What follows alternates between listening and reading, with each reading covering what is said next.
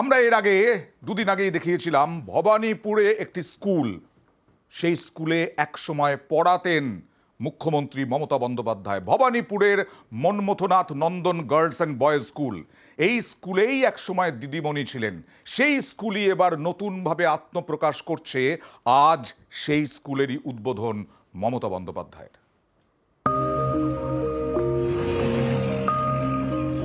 ছয়ের দশক, তখন কলকাতা পুরসভার ৭৭ নম্বর ওয়ার্ডে পড়ত ভবানীপুরের মনমথনাথ নন্দন গার্লস অ্যান্ড বয়েজ স্কুল।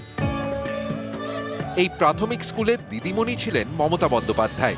বেশ কয়েক বছর এই স্কুলে শিক্ষকতা করেছেন। এই স্কুলই এবার আত্মপ্রকাশ করছে নতুনভাবে। বাংলা মাধ্যম থেকে হচ্ছে ইংরেজি মাধ্যম, প্রাইমারি স্কুল হচ্ছে সেকেন্ডারি। আগামী সোমবার উদ্বোধনে মুখ্যমন্ত্রী।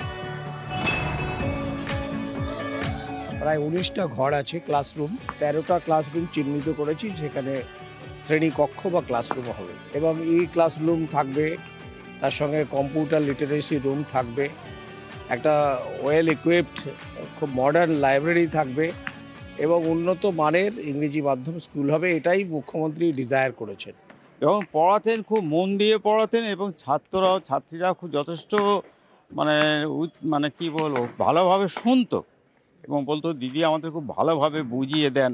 এখন খুব ভালো লাগছে, এটা একটা জিনিস আরো বড় করে গড়ে উঠলো। ভাড়া বাড়িতে কোনো রকমে এই স্কুলটি চলছিল, ভগ্নপ্রায় দশা। ক্রমশ কমতে থাকে পড়ুয়ার সংখ্যা।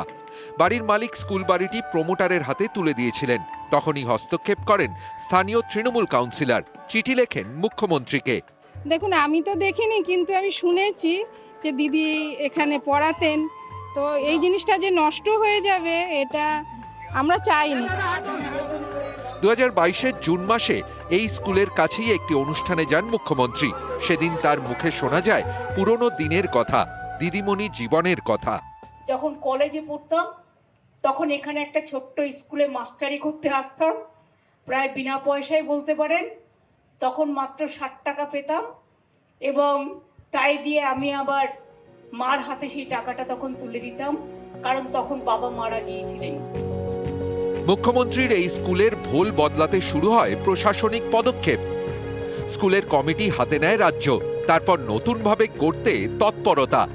আগামী সোমবার নতুন রূপে আত্মপ্রকাশ করছে এই স্কুল। দিদি ভীষণ ভালো ছিল, ভাবি দিদি আমাদের সঙ্গে নাচ গান সব করতো, আমাদের সঙ্গে দিদি মতন খেলা করতো। হ্যাঁ, সত্যি বলছি, বিশ্বাস করুন, দিদি খেলা করতো আমাদের সঙ্গে, কাউকে কোনো কিছু, সবাইকে করতো দিদি। কেউ যদি আরো জুনিয়র সেকশন কেউ কোনো বাচ্চা কাঁদলে তাকে কোলে নিয়ে বোলাতো, লজেন্স এনে দিত।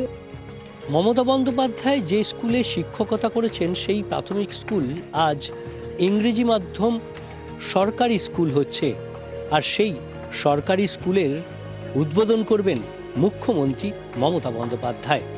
ভবানীপুরে সেই স্কুল তৈরি মুখ্যমন্ত্রীর অপেক্ষায়, মমতা বন্দ্যোপাধ্যায়ের অপেক্ষায়।